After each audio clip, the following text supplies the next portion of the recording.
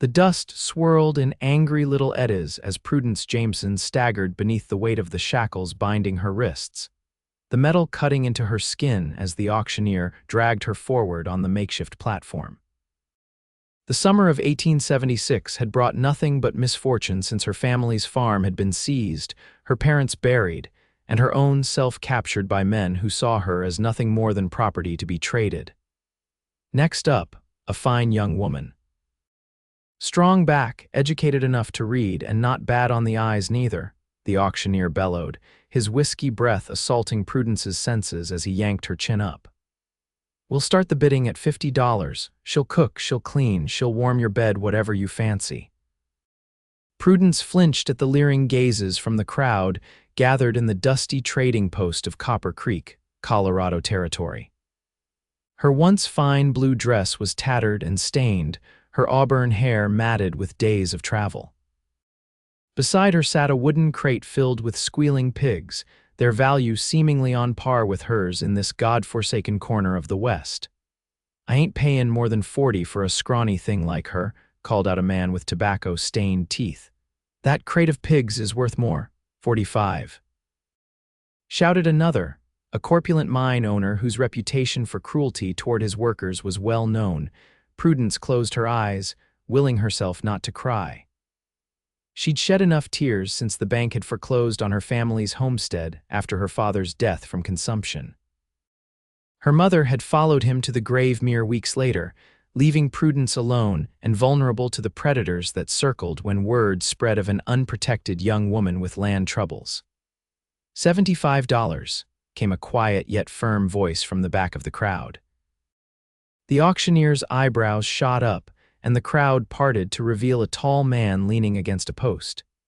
His face was partially obscured by the wide brim of his hat, but Prudence could see he was younger than most of the other bidders, perhaps no more than 25 or so.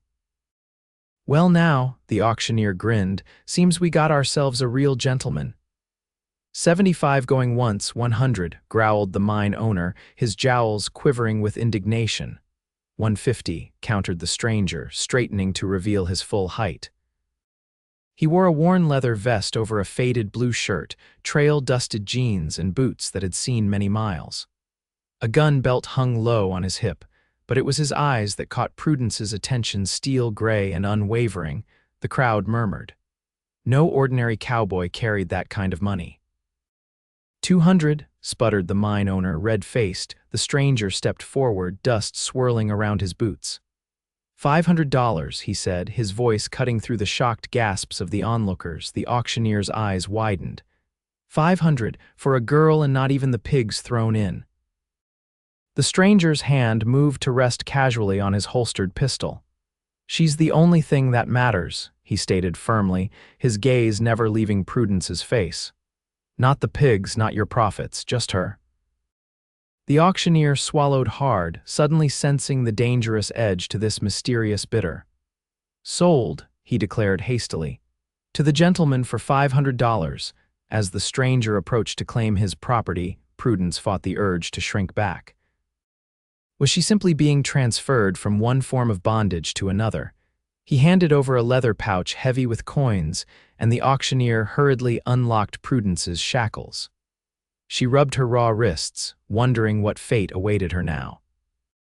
"My name is Xavier Newcomb," the stranger said quietly, leading her away from the auction platform.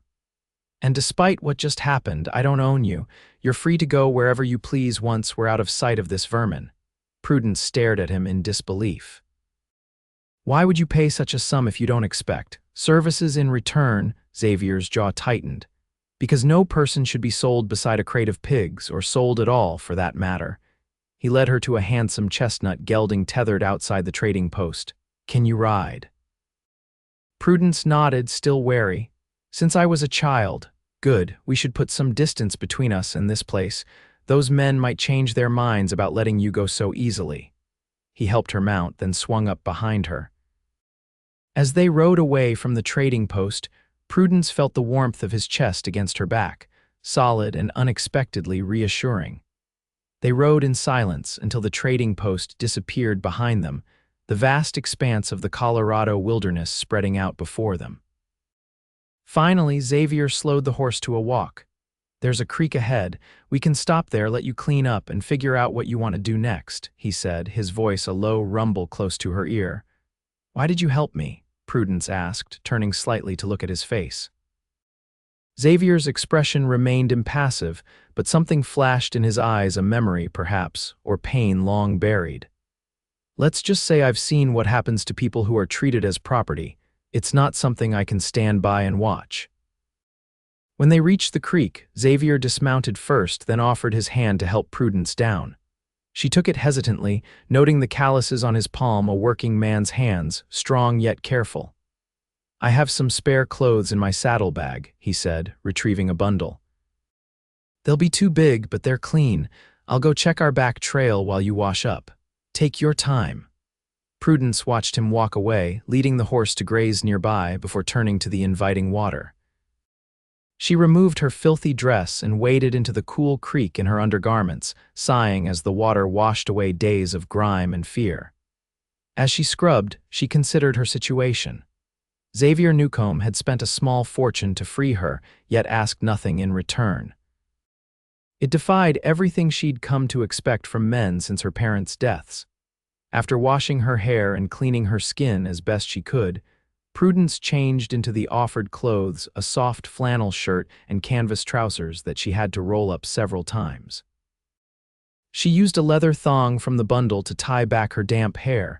Xavier returned as she was fastening the last button of the oversized shirt. He carried a handful of berries. "Thought you might be hungry," he said, offering them to her. "Thank you," Prudence replied, suddenly aware of how famished she was. As she ate the sweet berries, she studied her rescuer more carefully. He was handsome in a rugged way, with sharp cheekbones and a strong jaw covered in several days' worth of stubble. A small scar cut through his right eyebrow, and his gray eyes held a weariness that suggested he'd seen more than his years might indicate. "Where are you headed?" she asked finally. Xavier sat on a rock, keeping a respectful distance. "I have a small ranch about 2 days' ride from here." "Nothing fancy, just enough land to run some cattle and horses." He paused. "I can take you to the nearest town instead, if you prefer. There's a stagecoach that runs through Liberty Falls." Prudence considered her options. She had no money, no family, and nowhere to go. The thought of arriving alone in a strange town was daunting. "Could I, perhaps stay at your ranch, just until I figure out my next steps? I can work, I'm good with animals, and I can cook." A slight smile softened Xavier's features. "You don't need to earn your keep, but you're welcome to stay as long as you need." As they continued their journey, Prudence learned that Xavier had served in the Union Army despite being just a boy when the war began. Afterward, he drifted west, working cattle drives until he'd saved enough to buy his own small spread. He didn't volunteer much more about his past, and Prudence didn't pry. She understood the value of privacy.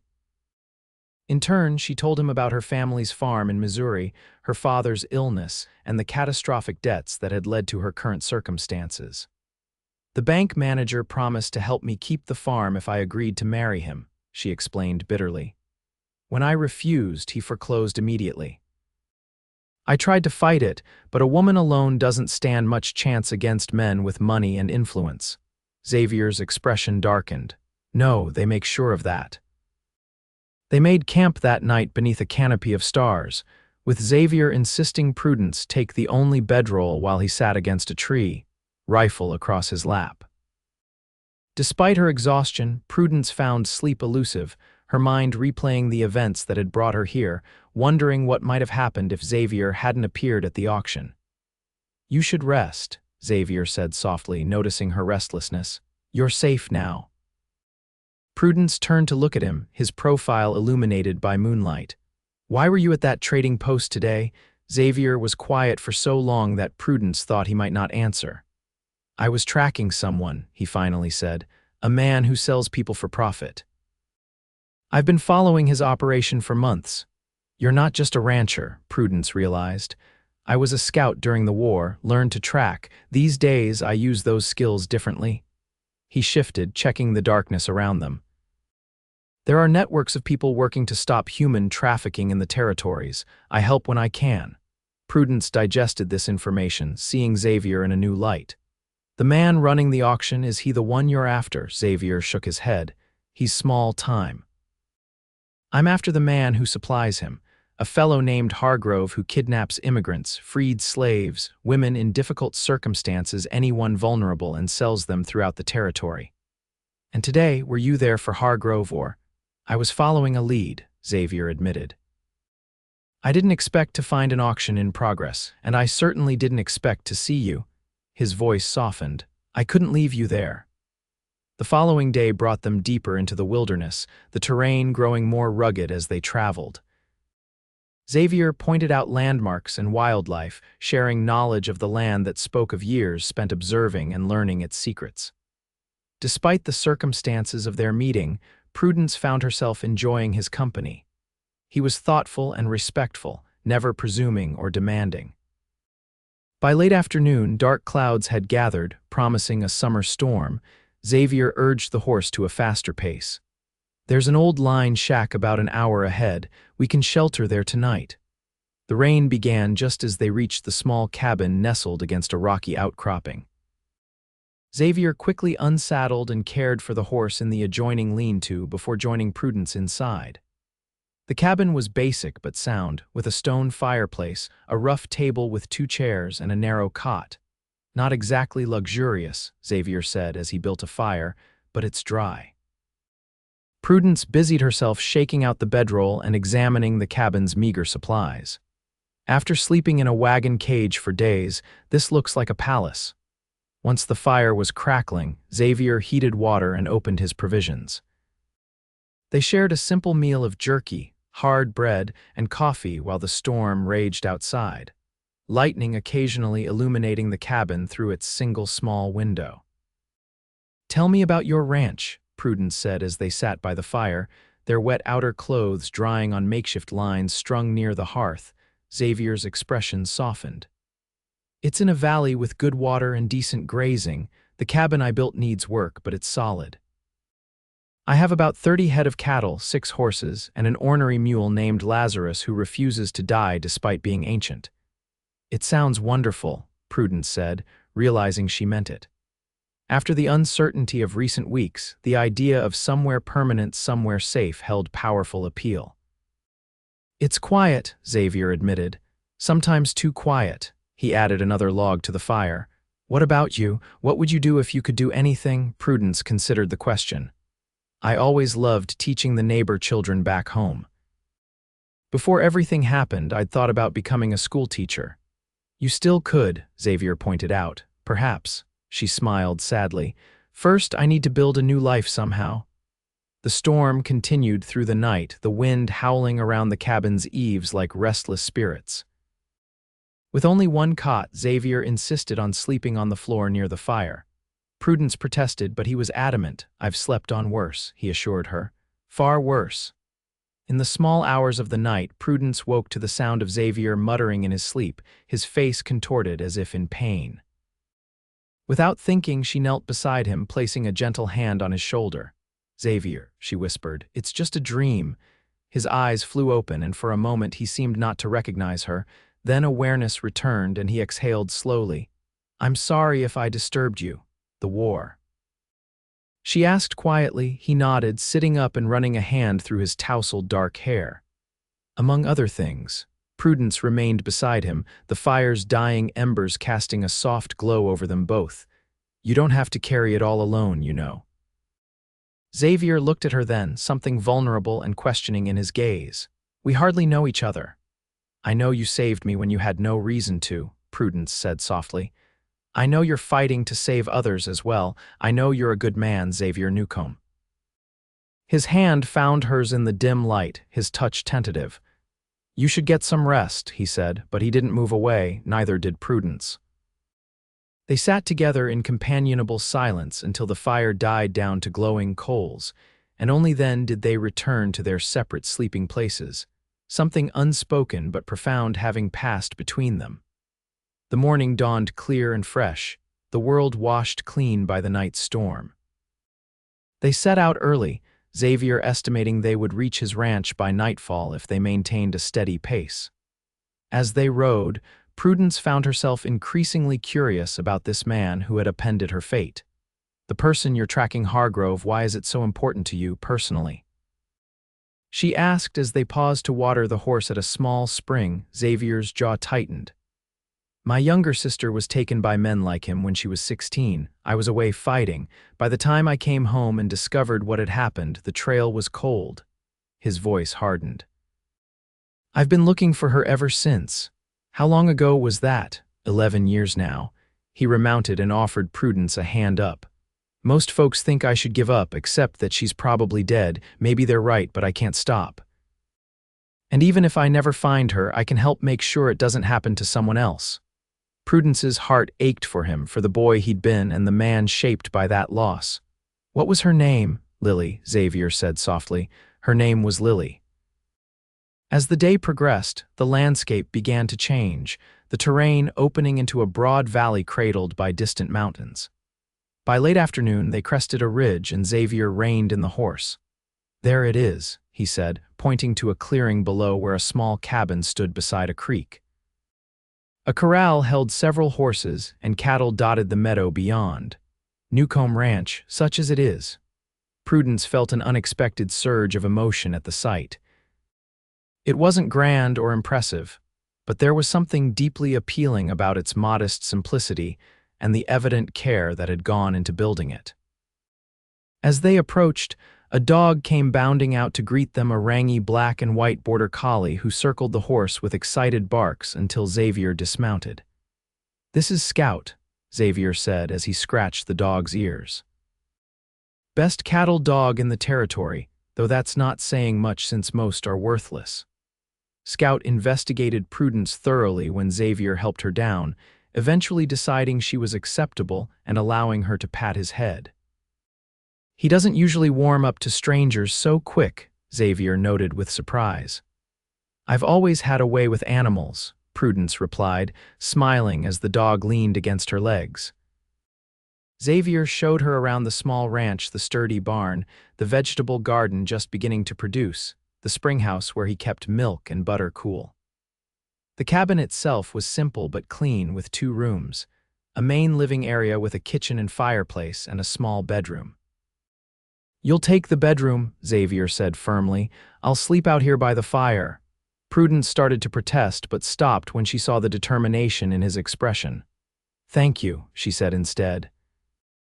That evening, they worked together to prepare a meal far superior to their trail rations: fresh venison stew with vegetables from the garden, and biscuits that Xavier proved surprisingly adept at making.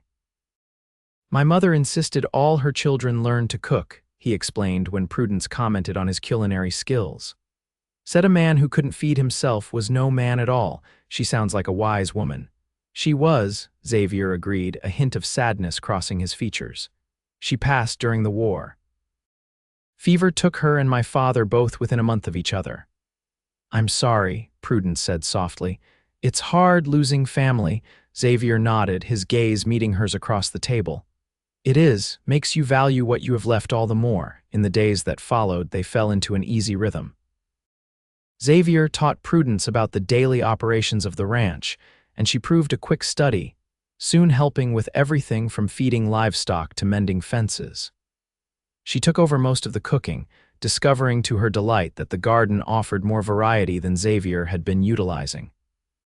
She also began improving the cabin's interior, adding small touches that made it more homelike: wildflowers in a jar on the table, curtains fashioned from spare fabric, shelves rearranged for better efficiency. Xavier watched these changes with quiet appreciation, never objecting to her initiatives. A week passed, then 2. They spoke often of Prudence's plans to move on, perhaps to the town of Liberty Falls, where she might find work as a seamstress or assistant in a shop. Yet somehow, the actual preparations for her departure never materialized. Instead, they grew closer each day. Xavier began teaching Prudence to shoot, standing behind her to correct her stance, his hands steady on her shoulders. She taught him to identify edible plants she'd known from her childhood, expanding their meals with wild greens and berries. In the evenings, they sat on the cabin's small porch, watching the sunset paint the valley in gold and crimson. It was during one such sunset that Xavier finally spoke of what had been growing between them. "I never expected this," he said quietly. "When I saw you at that auction, I only knew I had to get you away from there. I didn't plan on." "On what?" Prudence asked when he didn't continue. Xavier turned to face her, his expression more open than she'd ever seen it. "On caring for you the way I do." Prudence's heart quickened. "And how is that? Like you're becoming essential," he admitted.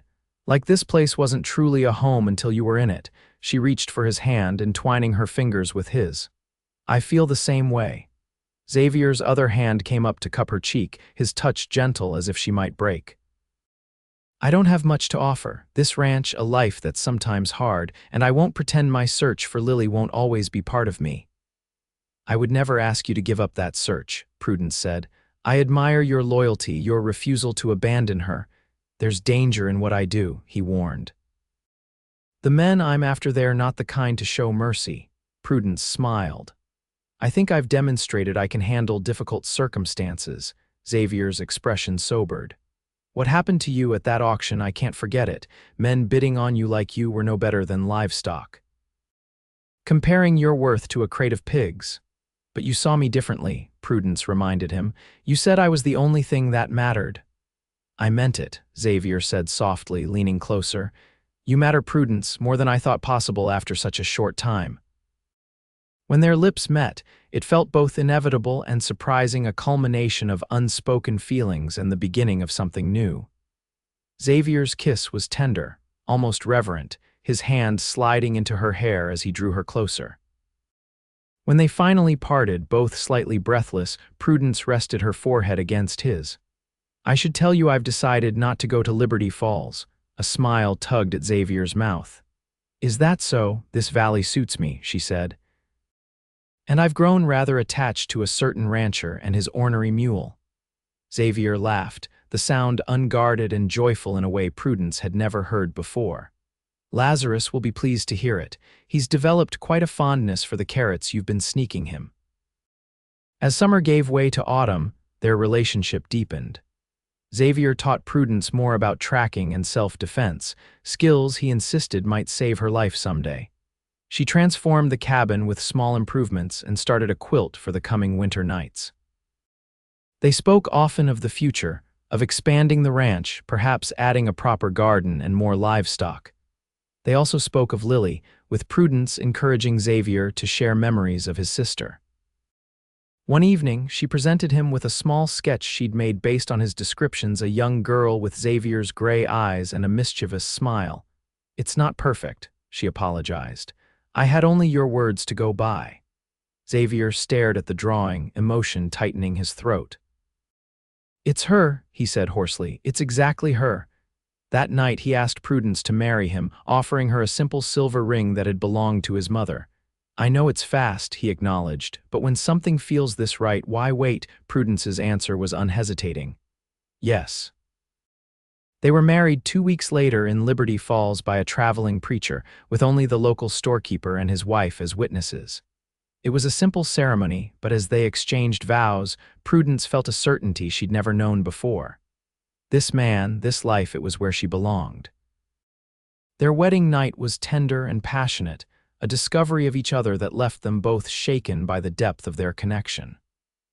Afterward, as they lay tangled together in what was now truly their bed, Xavier traced patterns on Prudence's bare shoulder.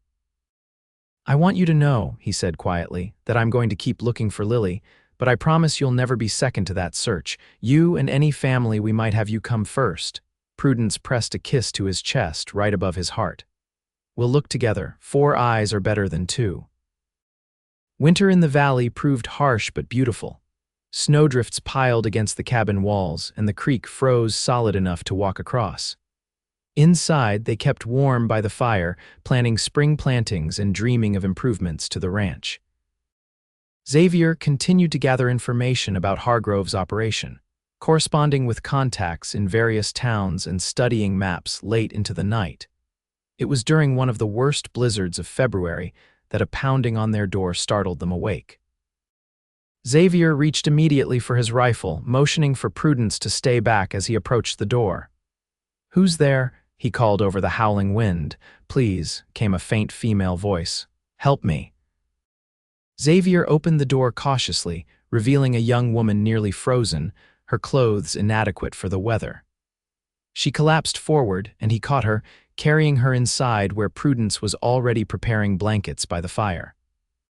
"She's half frozen," Prudence said, helping to wrap the stranger in warm blankets while Xavier stoked the fire. What was she doing out in such weather? The young woman drifted in and out of consciousness as they worked to warm her, murmuring disjointed phrases about getting away and finding the tracker. It wasn't until morning that she was lucid enough to speak clearly. "My name is Charlotte," she said, hands trembling around the cup of broth Prudence had pressed upon her. "I escaped from a man named Hargrove. I was told if I could reach the valley, there was a man named Newcomb who helped people like me." Xavier and Prudence exchanged glances. "How did you find us in the storm?" Xavier asked. "I followed the creek until I saw your chimney smoke," Charlotte explained. "I've been hiding in a cave for days, waiting for a chance to move without being seen." "Hargrove's men are looking for you," Xavier's voice sharpened.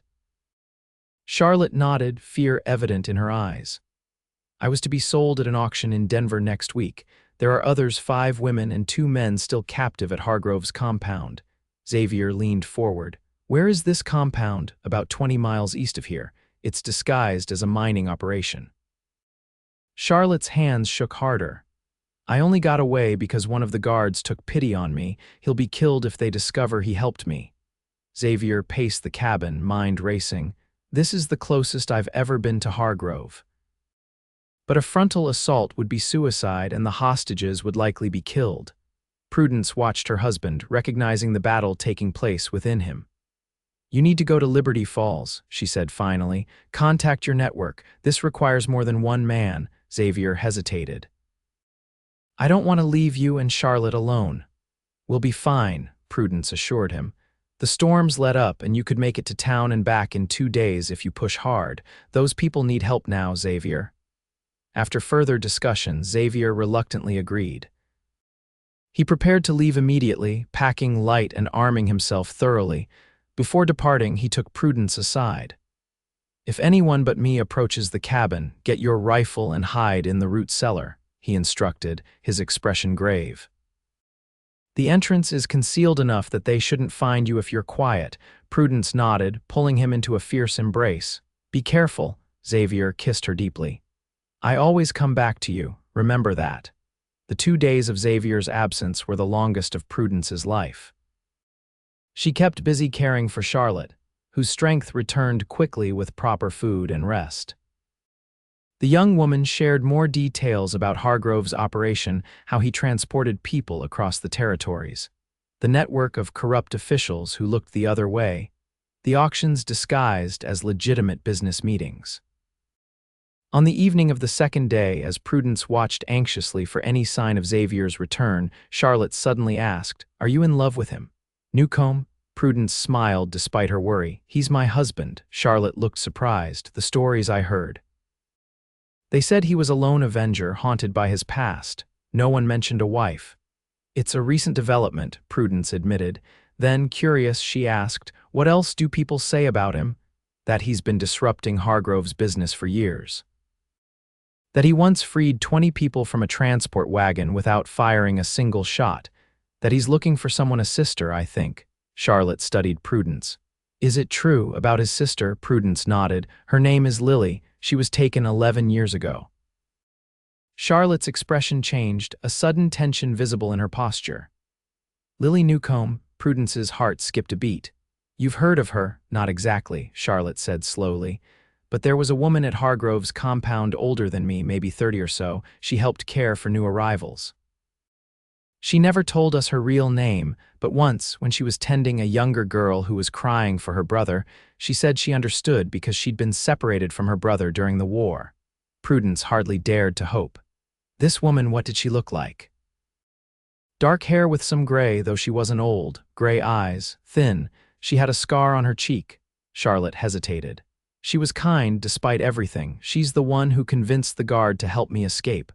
Prudence was reaching for paper and pencil when they heard hoofbeats approaching. She grabbed her rifle, motioning for Charlotte to get down, and moved to the window. Relief flooded through her as she recognized Xavier leading a group of riders, 6 men, all heavily armed. She opened the door, watching as they dismounted and tethered their horses. Xavier strode immediately to her, his expression softening as he took her in his arms. "Everything all right here?" "Better than all right," Prudence whispered, pulling him inside where Charlotte waited. "She has news, Xavier, about Lily." The next 24 hours passed in a flurry of planning and preparation. Xavier's network had assembled quickly trusted men who had worked with him before, each skilled in their own way.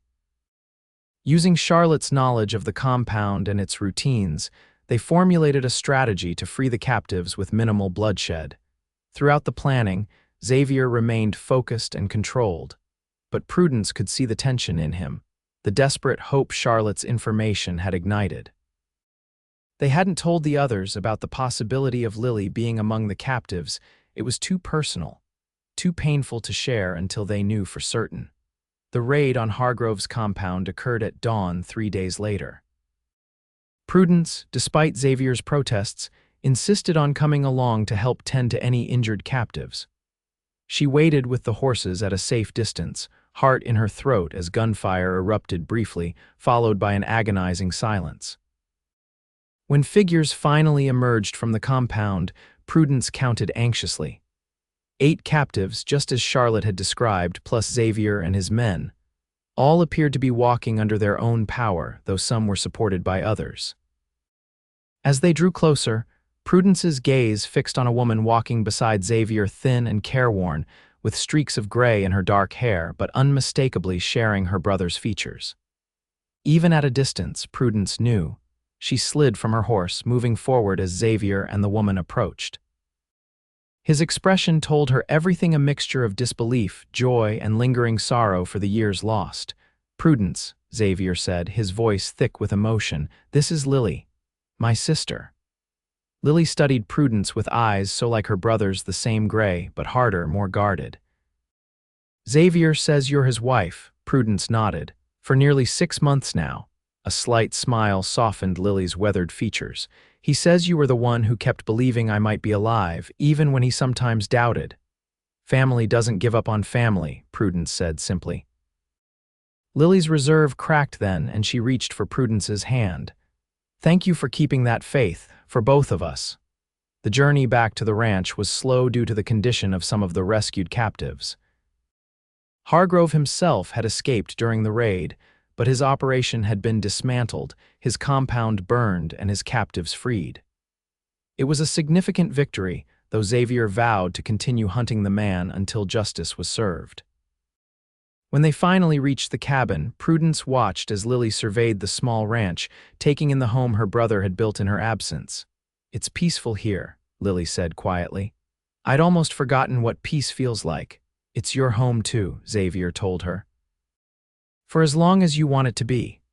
That night, with the rescued captives settled in Liberty Falls and Lily asleep in their bedroom while Xavier and Prudence made do with blankets near the fire, Prudence nestled against her husband's chest.